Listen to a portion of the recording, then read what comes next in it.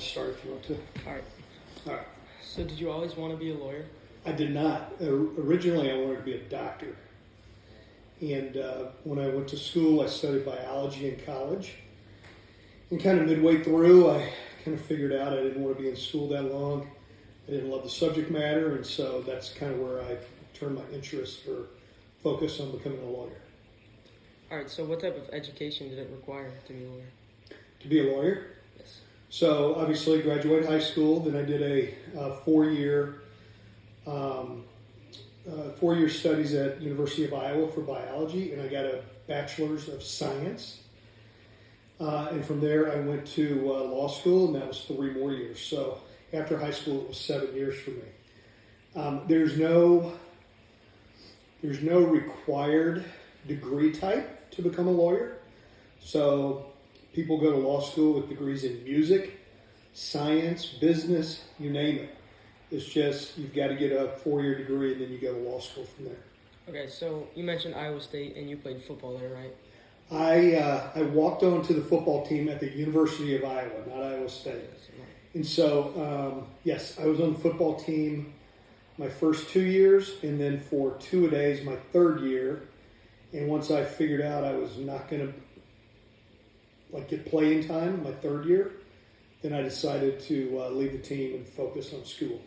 So do you think that had any impact in your career?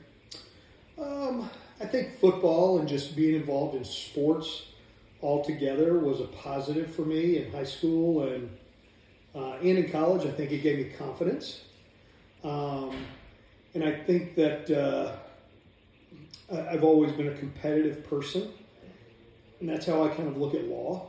Like, you've got an opponent in law, so you've got a case. And as a prosecutor, I had to win the case to send the guy to jail. And it's very similar now. You're representing someone on one side of a case, and you've got an opponent. And so that's one of the things I like about law, and I think that's what drew me to going to law school. Okay. So what are your daily responsibilities? So right now, I'm in a litigation firm, and like your dad, he's a litigator, right? He's on the other side of the V. So it's usually plaintiff versus defendant, and this is the V in the middle. Your dad is on the plaintiff side of the V. I'm on the defendant side of the V. So generally, the plaintiff will file a lawsuit against the defendant, saying the defendant did something wrong, and then the defendant defends the lawsuit, and they say, I didn't do anything wrong, or what I did wrong isn't as bad as what plaintiff is saying. And so my daily responsibilities right now, I'm involved in toxic tort litigation, primarily asbestos litigation. And so I defend companies that many years ago sold products that had asbestos in them. And we have thousands of cases. And so my daily responsibilities now, I'm involved in the litigation of individual one-off cases, but I'm also responsible for thousands of cases and kind of managing that caseload and keeping the client apprised of what's going on with their cases. I resolve cases. I get cases ready for trial. I do depositions. New case intake. And while all that's going on, I'm always looking for new clients. And so it's, my daily responsibilities really differ depending on what's going on in individual cases. So a little bit of everything, basically? A little bit of everything as far as litigation goes, yes. Okay, so on a scale of 1 to 10, how stressful is your work? Some days it's a 0, and then some days it's a 12. So it depends on what's going on. I was just on trial for 3 weeks in a medical malpractice case, and plaintiff asked at the end of the case for $36 million. And my client was an orthopedic surgeon, and he didn't want to pay anything because he felt like he hadn't done anything wrong. So when the jury's deliberating and there's $36 million riding on it, that's very stressful, right? And I've tried probably about 50 jury trials, mostly when I was a state's attorney. But I started this thing as a state's attorney. We've got these things called blue books, and you would write all the notes for a case. And then anytime the jury would go out, you would write jury out at 12:53 p.m. And you wanted to see how long the jury was out. Well, I started this thing about halfway through my trials at the state's attorney's office, and I noticed my heart rate would be really high when the jury would come back and they were getting ready to give the verdict. And so I started taking my pulse to see what my heart rate was when the jury was getting ready to read the verdict, or the judge was getting ready to read the jury's verdict, because I wanted to see if over time, as I did more and more of these trials, my heart rate would go down because I would be used to it, and it never did. And so recently I checked my heart rate when the jury was coming back out on this medical malpractice case, and my heart rate was still like 130 beats per minute, which is almost twice of what it's supposed to be. So, that was my experiment to see if I got used to getting verdicts and to see if I was more calm as a verdict was getting read. And it hasn't changed. It's still very exciting and nerve-wracking. Yes. So, if you can go back in time, would you pursue the same career? I'm not sure I would. Based on what I know now, I see, and this is strictly from a financial perspective. I love what I do, and I particularly love being a state's attorney and, trying to put criminals in jail. But knowing now what I know about, the life of a lawyer is not easy. It's all about your time, and time is our commodity. And you've got to keep track of your time. And if you're not working, generally you're not making money a lot of times, depending on the kind of law you do. And so I know people who have gone into finance and the business side of things and private equity. And I work just as hard as they do, sometimes probably much harder. Financially, they're rewarded, at a higher level. And so, and what they do seems very interesting to me, looking at businesses, acquiring businesses, making those businesses better, and then selling them for more than you acquired them for. To me, that seems interesting. So I like what I do. Would I do exactly the same thing all over again? I'm not sure I would. Maybe not.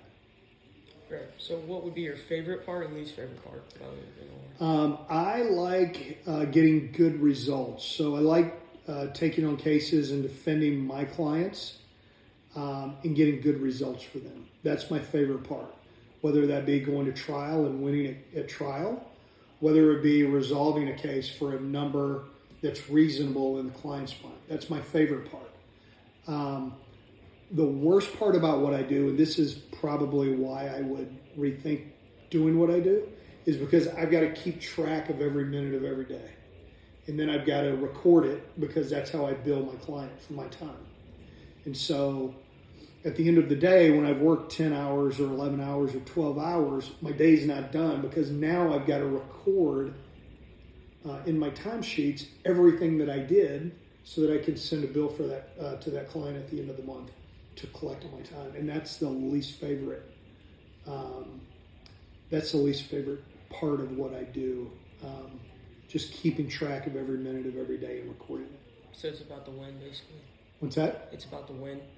That's my favorite part, is the win, getting good results, managing, large dockets, and, keeping the client happy. Yeah, that's my favorite. Okay, so you're a partner, correct? Yes. How did you become a partner? There are different paths to becoming a partner, and what I'm about to tell you, I believe applies to every job you're ever going to have the rest of your life. I have always been a very hard worker, and I've always prided myself on my work ethic. I've always been willing to work harder than the next guy. And there are other people like that as well. But for me, I think that my work ethic has carried me as far as any other thing about me. That plus being a good people person. Those two things, I think, have carried me further in my career than anything else. To become a partner, you start as an associate, you gain experience over the years, and then to become a partner, you've got to start developing your own business, getting your own clients. And the easiest way to get your own clients is to do really good work for them, to get good results and to work hard. And there's some luck involved too, but until you get your own clients, you're generally going to stay an associate. And so that's how you become a partner in my firm. Get your own clients, start bringing in money to the firm from your clients, and then you get elevated to partner. So it's about work and attitude, you would say? I think work and attitude, no matter what level you're at, whether you're an associate, a partner, or an equity partner, work and attitude and the relationships you develop with people and how you interact with people, and how hard you work, those, in my opinion, are the best or the biggest factors in being successful. Obviously, you've got to do good work. There are a lot of people that are very smart and they can do good work, but they just don't want to work hard, or they're rude to other people. Those people get held back. But if you can do all those things with a smile on your face, then I think that's going to propel you to the next level. Okay. So, as a partner, how do your responsibilities differ from that of An associate. yes? So when you become a partner, you're really overseeing associates and junior partners. And it's your job to find work. So to get clients who send work to the law firm so that the associates have something to do, so that the junior partners have something to do, and so that you as an equity partner have something to do. And so one of the things you do as a partner that's different from being an associate, you have to get clients, you have to manage those clients, you have to manage the administrative side of it. So if I have a 50-hour work week, there may be 10 to 15 hours of that 50-hour work week that go into just managing the administrative side of the law firm and of my clients. Whereas if you're an associate and you work 50 hours, you're working on cases for 50 hours, during that week. And they get compensated for those 50 hours, whereas I only get compensated for 35 of my 50 hours. So, but that sounds negative, right? But as a partner, I charge a higher rate for my time, and I'm compensated better than an associate is. And so it's just kind of, more headaches. The further you go up, pretty much in any job, the higher you get, the more headaches you have, the more administrative things that you have to do. And it just kind of comes with the territory.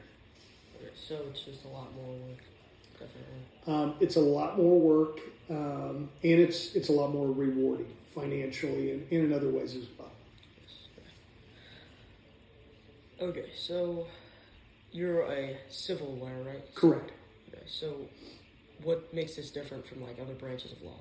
Okay, so Jack's mom, Emily, is a prosecutor, and so she tries criminal cases.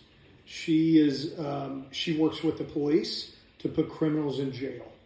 So that's criminal. You've got criminal, you've got civil, and so those are really the two main types of law. But under civil law, there are many different areas. You could have personal injury, which is what I do and what your dad does, where someone's injured, they file a lawsuit claiming that you were negligent in causing my injury and you should compensate me. That's personal injury or tort law.